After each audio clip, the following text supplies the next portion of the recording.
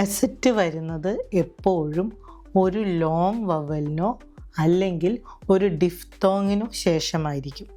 Double S അല്ലെങ്കിൽ ഒരു sharp എസിൻ്റെ ഉച്ചാരണത്തിന് റീപ്ലേസ് ചെയ്യാനായിട്ടായിരിക്കും എസറ്റ് വരുന്നത്.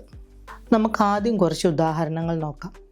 ലോങ് വവലും ഡിഫ്തോങ്ങിനും ശേഷം വരുന്ന ഉദാഹരണങ്ങൾ: മാസെ, ഫ്യൂസ്, ഹൈസൻ.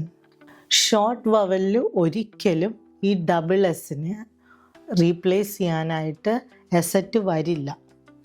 കുറച്ച് ഉദാഹരണങ്ങൾ നോക്കാം. മെസ്സെ, സ്പ്രോസെ.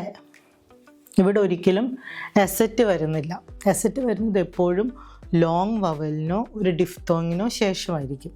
എന്നാൽ ഇതിൽ നിന്നൊരു വ്യത്യാസം ഉള്ള വാക്കാണ് ദസ്.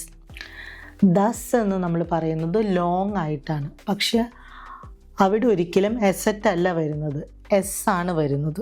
അത് നമ്മൾ പ്രത്യേകം ശ്രദ്ധിക്കണം. ദസ് എന്നത് നമ്മൾ ലോങ് ആയിട്ട് ഉച്ചരിക്കുന്നെങ്കിലും അതിന് എസറ്റ് അല്ല വരുന്നത്, എസ് ആണ്.